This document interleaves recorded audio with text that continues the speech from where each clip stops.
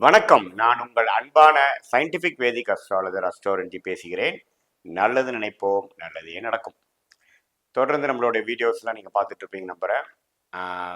ஜோதிட கருத்துக்களில் பார்த்தீங்கன்னா எந்தவித மூட நம்பிக்கைகளையும் போகாமல் உள்ளது உள்ளவாறு மிகைப்படுத்தாமல் ஒளி தத்துவம் எப்படி நம்மளோட பூர்வ பண்ண புண்ணிய கர்மா வந்து இந்த வாழ்க்கையில் நம்மளுடைய வாழ்க்கை சம்பவங்களாக சாதகமற்ற சம்பவங்களாகவோ அல்லது சாதகமான சம்பவங்களாகவோ உரு எடுக்கிறது அப்படிங்கிறத நம்ம துல்லியமாக பார்த்துட்டு இருக்கோம். அந்த அடிப்படையில் பார்த்தீங்கன்னா இந்த வீடியோவில் ஜூலை 2024 விருச்சிக ராசிக்காரர்களுக்கு எத்தகைய ஒரு மாதமாக பலாபலன்களை கொடுக்கக்கூடிய ஒரு மாதமாக இருக்கிறது என்று பார்க்க போகிறோம். அதுக்கு முன்னாடி ஃபர்ஸ்ட் டைம் நம்மளுடைய சேனலுக்கு வரவங்க மறக்காமல் சப்ஸ்கிரைப் பண்ணுங்கள். ஸோ தட் தொடர்ந்து நம்மளோட வீடியோஸ் வந்து உங்களுக்கு வரும். பிடிச்ச வீடியோஸை ஃப்ரெண்ட்ஸ் அண்ட் ரிலேட்டிவ்ஸ்க்கு ஷேர் பண்ணுங்கள்.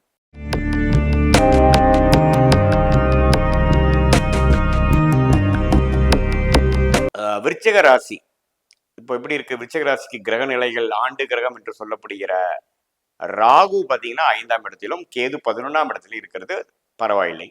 அதே சமயத்தில் சனி 4ஆம் இடத்திலிருந்து அந்த 10ஆம் வீட்டை வந்து பார்ப்பதும் தொழில் விஷயமாகவும் இடம் விஷயமாகவும் சுக விஷயத்திலையும் சில உழைப்புகளும் எதிர்பார்ப்புகளும் கடுமையான அந்த ஏதோ விஷயத்தை நோக்கி நம்ம செய்யக்கூடிய விஷயமும் போய்கொண்டுதான் இருக்கிறது. 4ஆம் இடத்துல சனி ஆட்சி பலத்தோடு இருக்கிறது.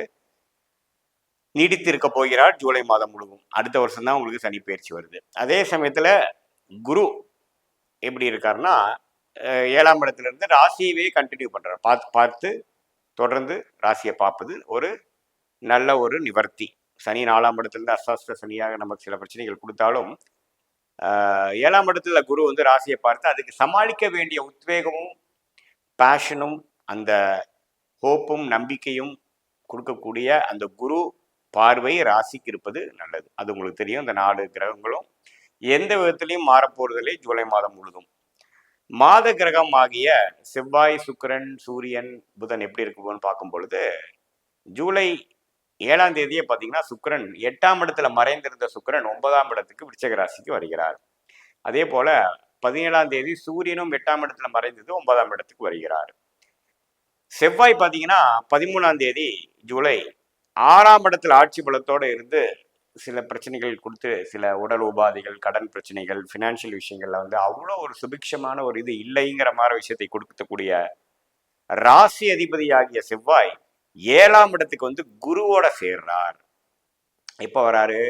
ஜூலை 13ஆம் தேதி. ஸோ செகண்ட் ஹாஃப் ஆஃப் ஜூலையிலிருந்து செவ்வாயின் பயிற்சி வந்து விருச்சிக ராசிக்காரங்களுக்கு ஒரு நல்ல ஒரு இதுவரைக்கும் எதிர்பார்த்திருந்த சில விஷயங்கள் நடக்கக்கூடிய ஒரு தருணமாக வருகிறது.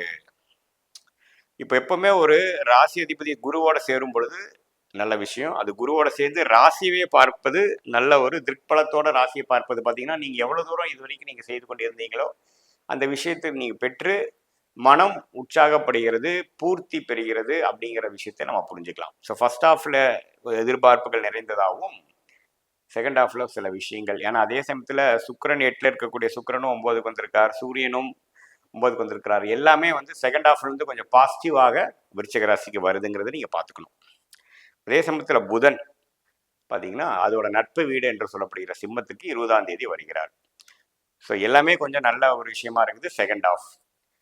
ஸோ போன மாதம் ஜூன் மாதத்தில் நீங்கள் எதிர்பார்த்த விஷயங்கள், செய்த விஷயங்கள், அதுக்கு வேணுங்கிற பலன் பார்த்தீங்கன்னா ஜூலை செகண்ட் ஹாஃப் 15ஆம் தேதிக்கு அப்புறம் கொஞ்சம் மெல்ல மெல்ல வந்து ஓரளவுக்கு உங்களுக்கு மாணவர்களாக இருந்தாலும் சரி, தொழிலதிபர்களாக இருந்தாலும் சரி, வேலைக்கு செல்பவராக இருந்தாலும் சரி, இல்லறத்தரசிகளாக இருந்தாலும் சரி, முதியோர்களாக இருந்தாலும் சரி, அந்தந்த வயசுக்கேற்ற ஒரு நல்ல பலன்களை, வாழ்க்கை சம்பவங்களை நாம் எதிர்பார்க்கலாம் என்பது நம்ம புரிஞ்சுக்கணும். ஆமாம், ஏன்னா ஜூன் மாதம் முழுக்க பார்த்தீங்கன்னா உங்களுக்கு சுக்கிரன் சூரியன்லாம் 8ல் மறைந்திருந்தார்.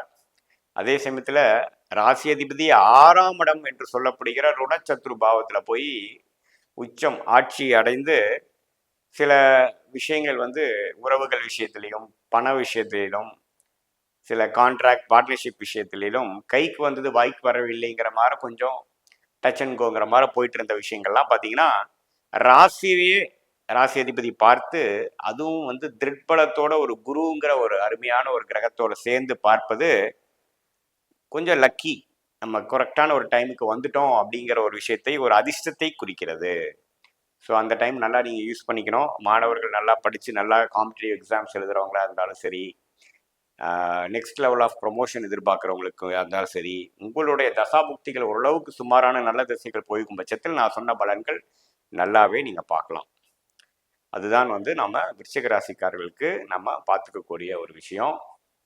ஸோ உங்களுடைய தசாபுத்திகள் ஓரளவுக்கு சுமாராக போகாமல் கொஞ்சம் 8-6ங்கிற தசைகள் போய் அந்த 8-6 சரியில்லாமல் இருக்கும் பொழுது நான் சொன்ன சில பலன்கள் கொஞ்சம் குறைவாக இருக்குமே ஒழிய இந்த பேட்டர்ன் வந்து அப்படிதான் இருக்கும்.